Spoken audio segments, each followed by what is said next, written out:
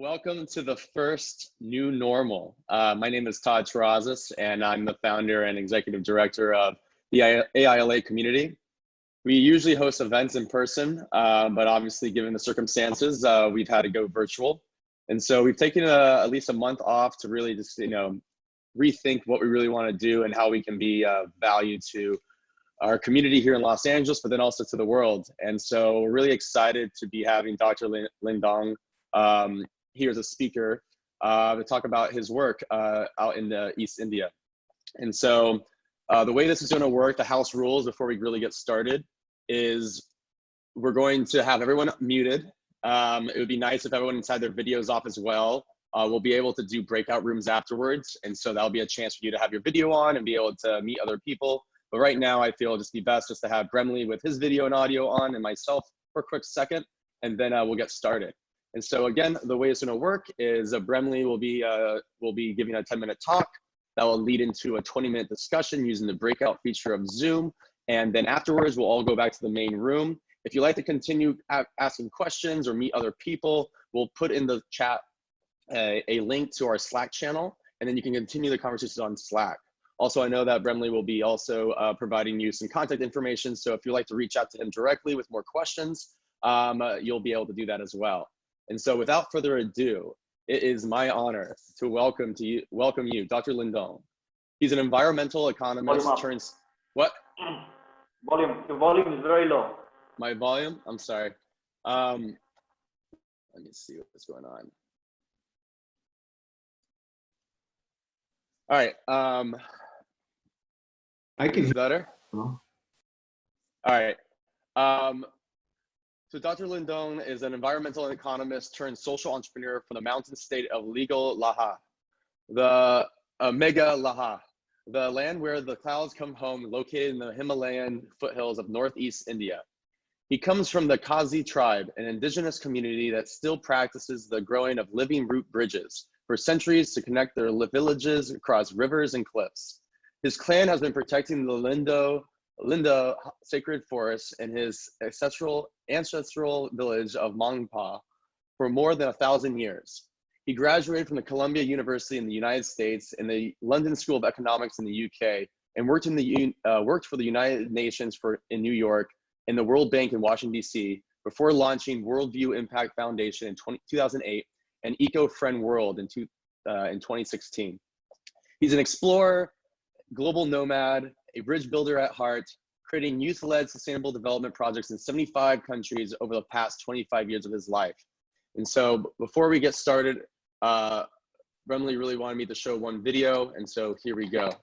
Journeyed from the mountains of northeast India to the delta of Myanmar, and over the last 2 years, we've planted 2 million mangrove trees, hence creating a natural green barrier which grows very fast and can prevent winds up to 150 miles per hour, can block tsunamis or surges up to 30 meters high, and is amazing, and it's a magical tree, and it sucks 5 times more carbon than a normal tree in the rainforest. We've planted 2 million trees. That means we are sequestering 2 million tons of CO2. Of course, we live in different ecosystems, but we are all affected by the impact of climate change. When the storm hit Louisiana, they didn't have any more mangroves. They don't have any more shields. That's why so much damage occurred. Had they left their mangroves intact, they would have prevented the storms. But it's too late. Now they need to restore the ecosystems, because that's the only way they can prevent future storms from hitting them so hard. All right. And now, Bremley, it's all you. Great, finally. Well, thank you so much, Todd, for having me on board. Can you see me on the screen now? Can you hear me? Yes. Yes. Yeah, great. So welcome everyone. My name is Bremley, and I'm actually right now stuck in India with a national lockdown. It was for 3 weeks, and they've extended for another 3 weeks, I think. And I'm in a small mountain town of Shillong, which is, okay, I have a small screen, so you have to enlarge my screen. Okay, there you are. Finally. Yeah, I am in a mountain town of Shillong, which is the capital of the state of Meghalaya in northeast India. Meghalaya in Sanskrit means where the clouds come home. So it's been raining a lot, and you can see this is a typical village. And we have monoliths like that, like obelisks and asterisks carrying their menhirs walking around. And I'm going to take you for a little tour of our hometown. But thank you to all our friends and colleagues, all the way from Los Angeles, maybe all the way down to Australia. So good afternoon, good evening, good night, and good morning. For me, it's 12:37 a.m. in the morning here in India. And I'm very delighted to have been invited to be in your speaker series, especially to the AILA team, Todd and his friends. And I'm looking forward to sharing with you this COVID-19 scenario and how it's impacting our lives, our work, our abilities to function. Right now, we're all working from home, but I was able to get a curfew pass from the government and actually go and help carry basic supplies to our farmers that we're working in the remote villages. But things have changed a lot. So we are in this new normal scenario.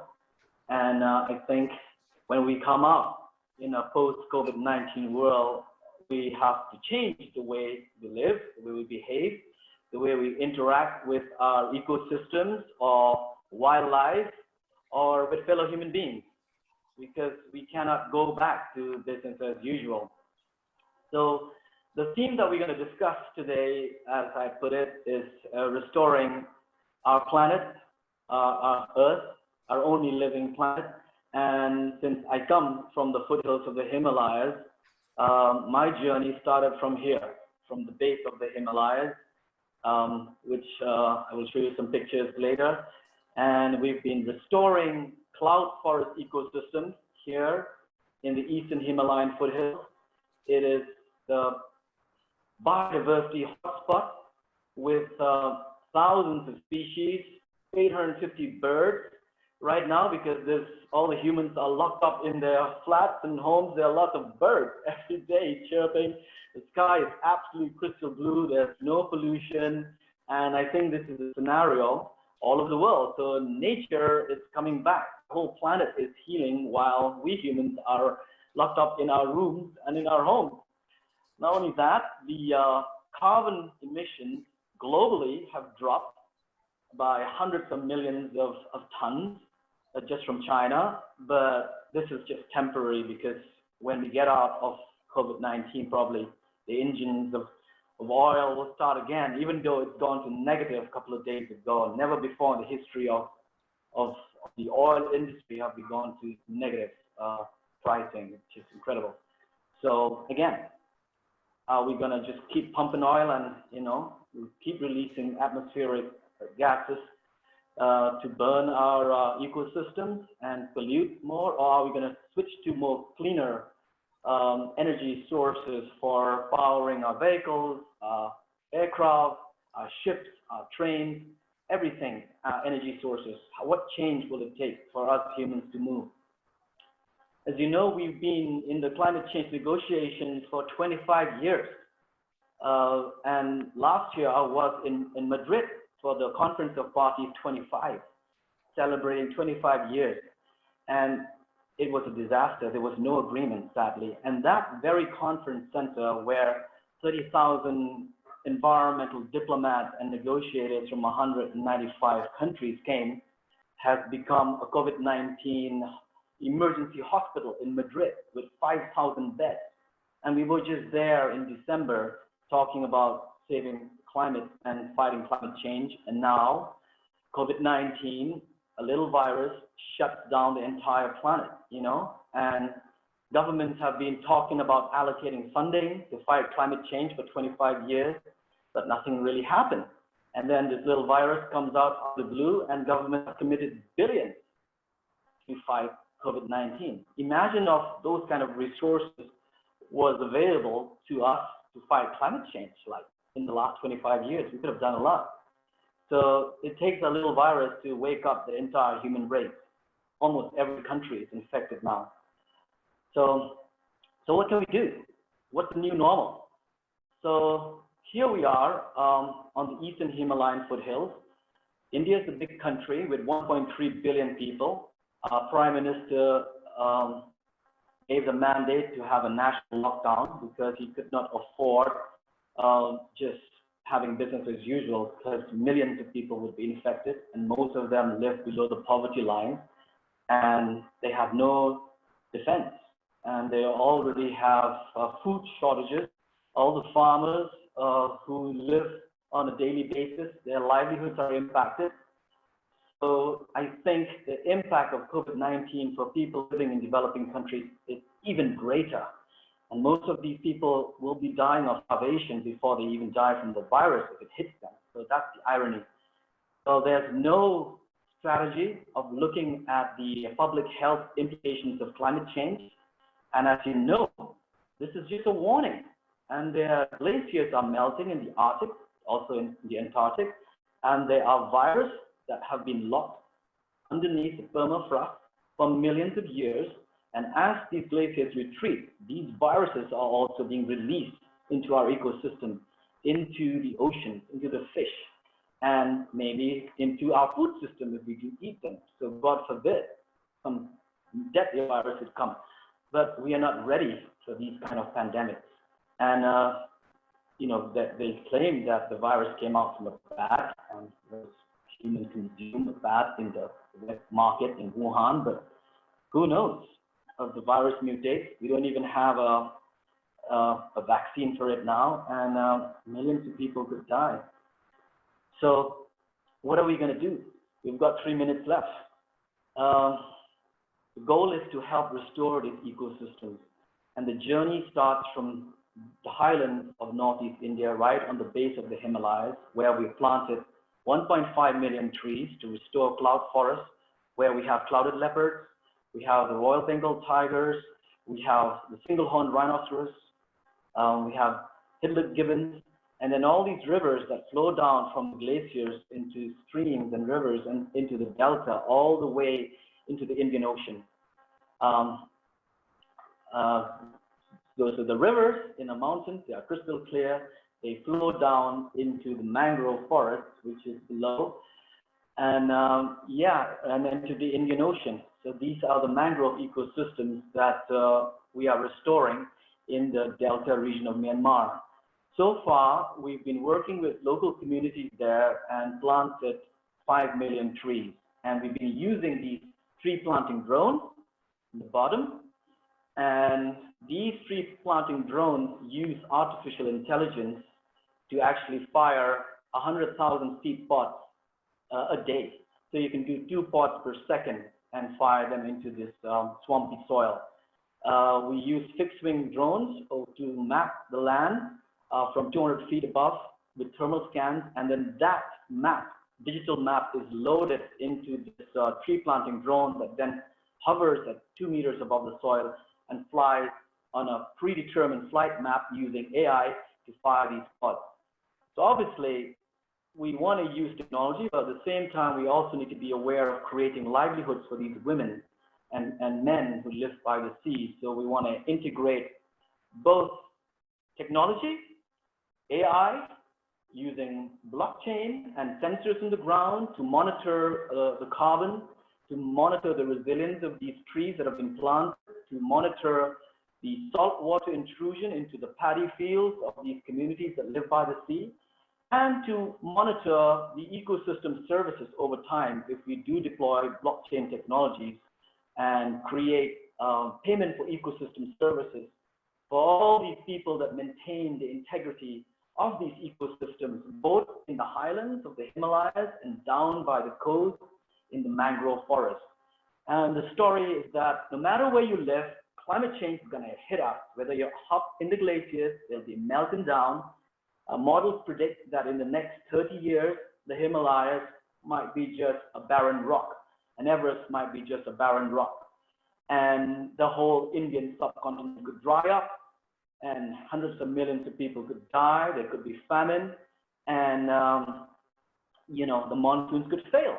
If the monsoons fail, then the crops, India's agricultural dependent country, the crops would fail, and there would be mass migration, and that could trigger major wars in the future. We're already having a water war right now. But if we don't restore our ecosystems, if we don't maintain the integrity of these life-supporting ecosystems, we're heading into deep trouble.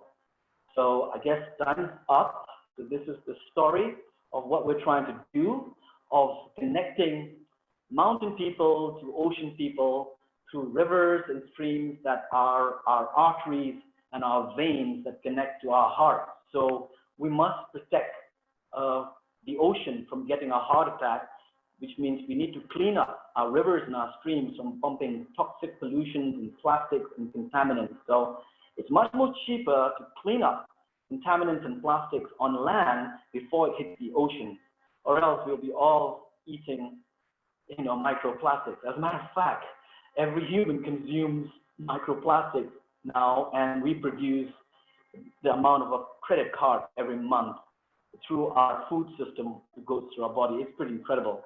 So obviously that will have an impact on our bodies and our bloodstream, and it needs to be addressed. And all the fish in the oceans and all the seafood has got microplastics, even to the deepest depths of the ocean. So I think I just give you a little tour of our Living Root Bridge in the very top. The second slide. This is another ecosystem we're trying to protect in the mountains. As you know, our ancestors, about 800 years ago, pulled the roots of these fig trees together from one side of the river to the next. And 7 generations later, we have a fully functional Living Root Bridge straight out of Avatar.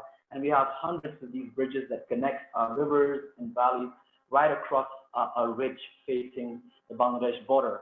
And the next slide below shows the plateau of these mountains interlocking. The next slide, we have 25 meters of rain, the highest rainfall on the planet. And it blows out from the Bay of Bengal, and it's supposed to shower those clouds. That's why it's called the land where the clouds come home. So those clouds can't go further, and they unlock billions of tons of rain that goes down to the Bangladesh border. And then the next slide shows our sacred forest maintained by our clan for more than 1,000 years. And the species that exist in this forest, in this cloud forest, do not exist anywhere else on the planet. So our ancestors have been maintaining this forest for 1,000 years, and my clan still protects it. And we believe that there's a deity that lives here in the form of a tiger. So you cannot take anything out of the sacred forest, but you can enjoy your time meditating, praying here, connecting with the universe, enjoying the fruits, but you can't take even a single leaf out of the forest. If you do that, the curse will haunt you and your family for the rest of your days. So this stays on for generations. And then our people, or our tribe, we try to engage them, the indigenous communities. The next slide, Vikasi. So we are a matrilineal and matrilineal tribe, which means the name and the lineage goes to the daughter, to the girl child. And this is quite unique. We have a lot of waterfalls, next slide, everywhere because we have so much rain. And these water bodies are close to the sacred forest and sacred groves, and that's why our ancestors have mandated to protect the forest and keep these groves intact for thousands of years. And the next one, which has just been discovered recently, is the largest sandstone cave on the planet, 25 miles long. And scientists discovered stalactites and stalagmites that go back 4,000 years ago. And hence they've named the age for the last 4,000 years as the Megaline age because of the stalactites and stalagmites discovered here. And they also discovered the largest fish that exists in the cave. It's called, these fish are blind, but it's the largest one on the planet, in the largest sandstone cave in the world. So, ladies and gentlemen, these are the ecosystems we need to protect for generations to come. And now you can see the value of these ecosystems. and the services they provide to us and humanity at large. From the cloud forest, high up in the Himalayas, all the way down close to the Indian Ocean, to the mangrove forests that are protecting coastal ecosystems and people that live by the sea, millions of them. Thankfully, we have 120 mangrove harboring countries on the planet, but we only have 30% left of mangrove forests. Sometimes 50% have been gone, have been chopped down. So we're doing our best to restore these fragile ecosystems, the mangroves, and our goal is to plant 1 billion trees on the planet. And I'm very happy that we've joined forces with our friends in London at Regen Future Capital. And we will be engaging, scaling up our operations this year and the next 10 years to reach 1 billion trees and address the Sustainable Development Goals by 2030. So we want to welcome friends, partners to come and join us, because we can't fight alone. As the proverb says, African proverb, if you want to go fast, you go alone. But if you want to go far, you go in a group. So on that note, I want to say thank you very much. And I want to end with a quote from Eleanor Roosevelt, who said, you know, the future belongs to those who believe in the beauty of their dreams. So once we get out of this COVID-19, we need to shift gear and really think twice of how we build stronger relationships with our planet, as they call in Peru, Pachamama, Mother Earth, and also with humanity at large. No matter what color, what creed, what race, or community you come from, we are one. We are one race, we are weak, and we are all infected by the same virus. So thank you very much, guys, and looking forward to engaging with you with questions in our breakout session. Kublai Shibon, as we say in our native tongue. Thank you. Amazing. Thank you so much, Bremley. Very inspiring. If people want to get involved, where can they find out more information? Yeah, you can go to just worldviewimpact.org, and all the information is there about all the drones and all the partners and so on and so forth.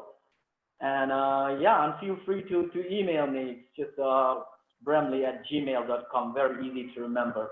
And we can send you, you know, a flyer. And when this COVID-19 is over, you're most welcome to come and chill out in our forest. You can start in the Himalayas and go all the way down to the delta of Myanmar and plant as many trees as you want. That's the same for you, Todd. The invitation stands. For sure. What we're gonna now go into breakouts. I know we ran long on this first one, but I mean, I had to hear the whole story. So what we're gonna do right now, everybody, is we're just going to test out this breakout rooms, and just for 15 minutes or 20, however long you can, just have a conversation with a small group. I think we're gonna be doing groups of 4 or 5. And so in a minute, wow, it just unlocked us back to the mothership. Right? Yeah, cool. Can we show that the last video with Vimo, the one from Himalayas Climate Park, and end with that? Which video? You know, the one with mangrove. All right. The one that we showed before, or the new one? No, the new one, the last one. That was in the text. All right.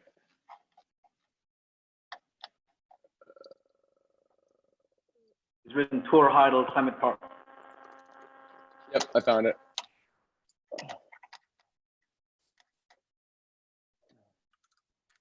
And you can. This time, make sure audio's on. Yeah, turn up the volume. This one? Yes, that's the one. So this is where we are, guys. You're most welcome to come here. The major problem today is all the CO2 climate gases we have left in the atmosphere. And here is the solution: trees.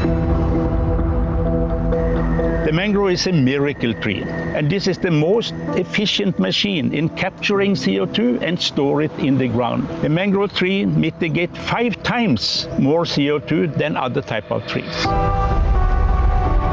One mangrove tree can produce oxygen for 4 people. It grows fast, it's easy to plant, and there is plenty of land to plant mangrove trees. From now on, we know we can move very fast. We can plant more than 1 billion trees within the next 10 years. It's like a miracle when the forest has been restored. Life is coming back. They produce food and shelter for small fish, so we get 50% more seafood in mangrove forest. And when people see that they earn more money from keeping the forest than to cutting down the trees, they will maintain it. And if we don't realize that nature is our future, we have no future. Action is needed immediately.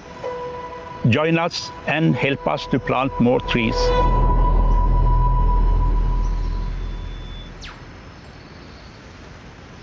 Great. Thank you very much, guys. Thank you, Todd. Thank you, everyone. And looking forward to having a fantastic journey in a post-COVID-19 world with you all. Todd, over to you. Well, thank you all for coming out.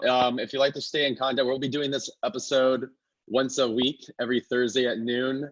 Ideally, it's gonna be around 10 minutes worth of a talk, 20 minutes worth of discussion, and then afterwards we can go off to the rest of our lives or continue talking on Slack or other means of communication. So thank you so much for being involved with the very first episode.